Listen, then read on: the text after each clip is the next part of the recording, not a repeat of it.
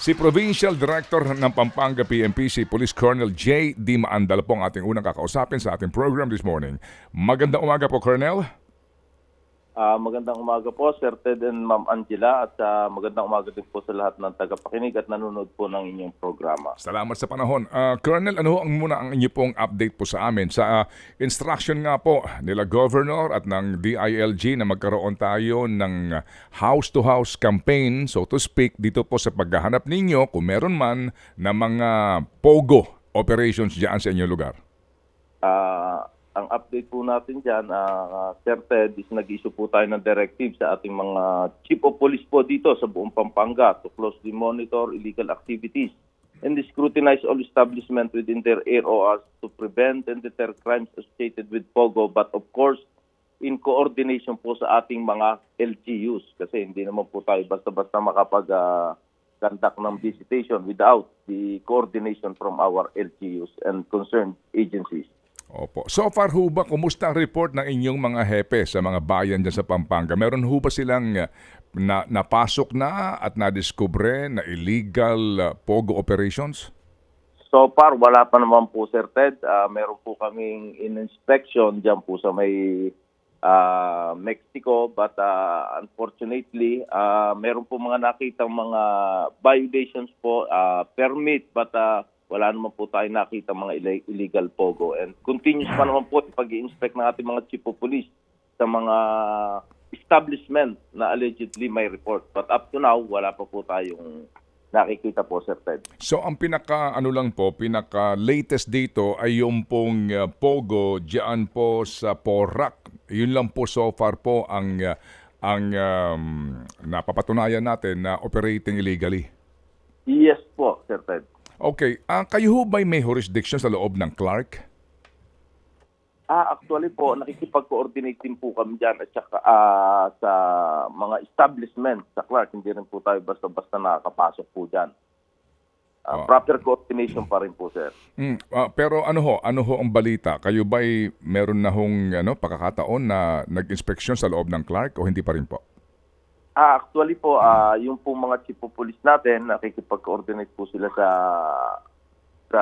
Clark para po mag-inspection. Kasama din po, of course, yung ating po mga LGUs. Kasi po, yung mayor po natin dyan sa Mabalacat, napakasipag din po. At binibigyan din po ng instruction ng ating pong COP para at pinasasamahan po ng mga mga tao niya po sa LGU para makapag-conduct na po ng investigation. May tanong ka ba, Angela? Go ahead.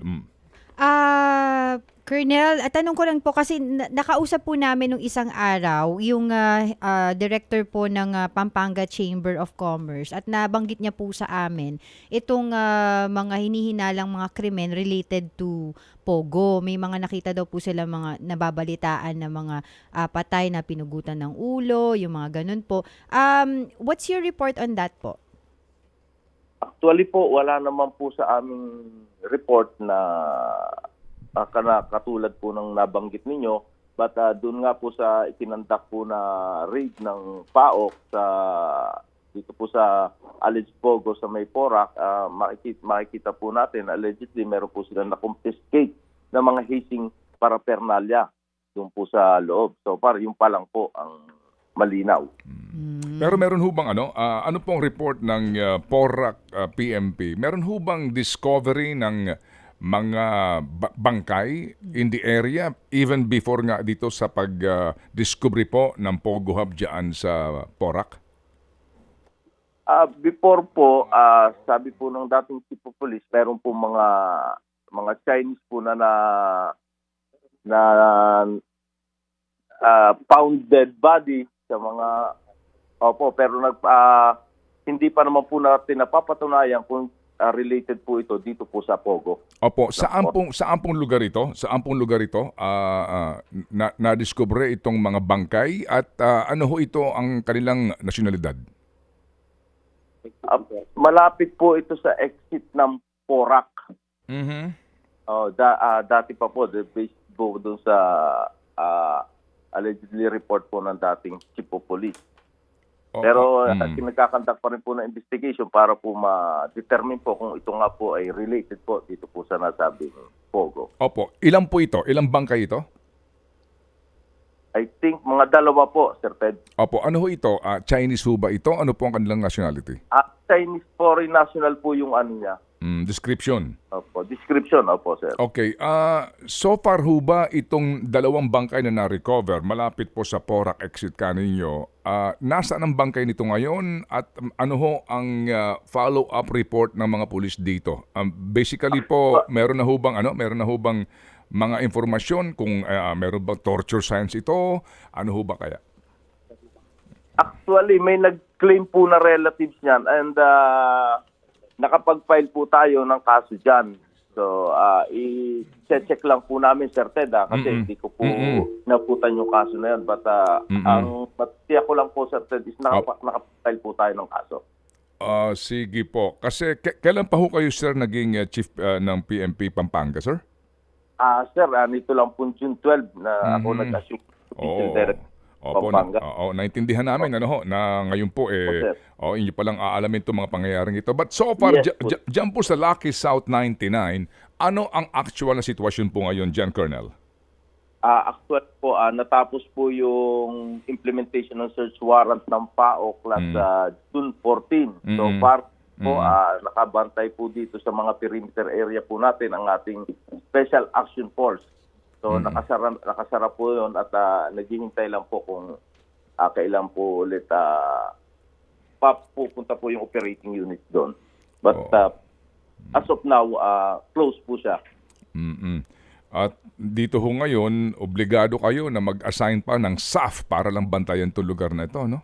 Yes, sir. Meron po mga sub-personnel tayo na naka-assign sa perimeter area po. Okay, sige. So, okay. Angela? Colonel, may additional question lang po ako, no? Tungkol po Yes, dito ma'am. dun sa Provincial Police Chief po na na-relieve po dahil po para magbigay daan sa investigasyon na ginagawa nga po dyan sa pag-grade sa Porac, Pampanga nitong Lucky South 99.